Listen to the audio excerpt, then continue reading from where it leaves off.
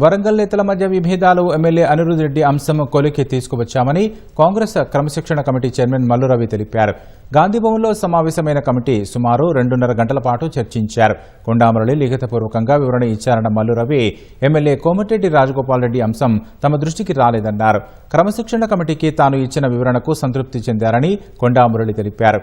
Party ఏ నిర్ణయం తీసుకున్నా కట్టుబడి ఉంటానని పేర్కొన్నారు. 2 గంటలు చర్చ చేయడం జరిగింది. చర్చ అయిన తర్వాత వరంగల్కు సంబంధించినటువంటి ఎమ్మెల్యేలు కొండామురళి గారి సబ్జెక్టుని ఒక కొలిక్కి తీసుకొని రావటం జరిగింది. అదే రకంగా జడ్చల్ల ఎమ్మెల్యే మన అనిరుద్ రెడ్డి గారు వారి దాని మీద కూడా ఒక ఫైనల్ నిర్ణయానికి వచ్చి 4 మెంబర్స్ ఉన్నాం. మళ్ళీ నేను అందరం యునానిమస్గా ఒక నిర్ణయానికి వచ్చాం. భవిష్యత్తులో కాంగ్రెస్ పార్టీ కోసం కలిసికట్టుగా పనిచేయడానికి ఒప్పుకున్నారు కాబట్టి ఈ నిర్ణయం జరిగింది.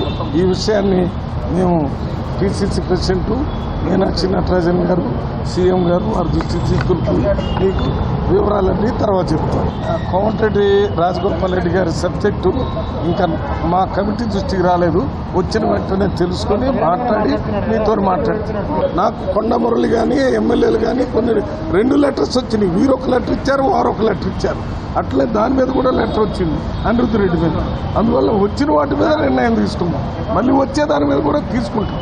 ఎప్పుడొస్తే చూసుకుని మీడియా వాళ్ళని పిలిచి మాట్లాడి ఈ రోజు ఏ రకంగా చేస్తాము అదే రకంగా చేస్తామని వారందరూ కూడా డిస్కస్ చేసుకున్నారు చాలా రోజులు.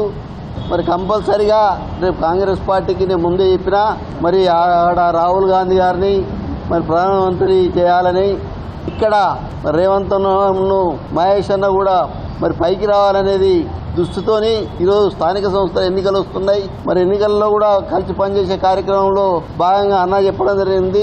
అన్న ఆదేశాన్ని కంపల్సరీగా పాటిస్తాం. ఎందుకంటే డిసిప్లిన్ కమిటీ అన్నారు. మరి దానికి మేము సమానం కూడా చెప్పడం జరిగింది. వారు సాటిస్ఫై అయినరు. కాబట్టి ఇప్పుడు కాదు ఎప్పుడు కూడా మా కాంగ్రెస్ పార్టీ మా రక్తంలో ఉన్నది. కాబట్టి ఎందులో ఇమ్మడలేము. కాంగ్రెస్ పార్టీని అయితే ఇమ్ముతాము. కాబట్టి మేము ఈ పార్టీకి రావడం జరిగింది. మరి ఈ రోజు ఒకటే మాట చెప్తున్నా, కాంగ్రెస్ పార్టీ ఏ ఆదేశం ఇస్తే దాన్ని తూచా తప్పకుండా ఆచరణ పెడతానని తెలియజేస్తాను.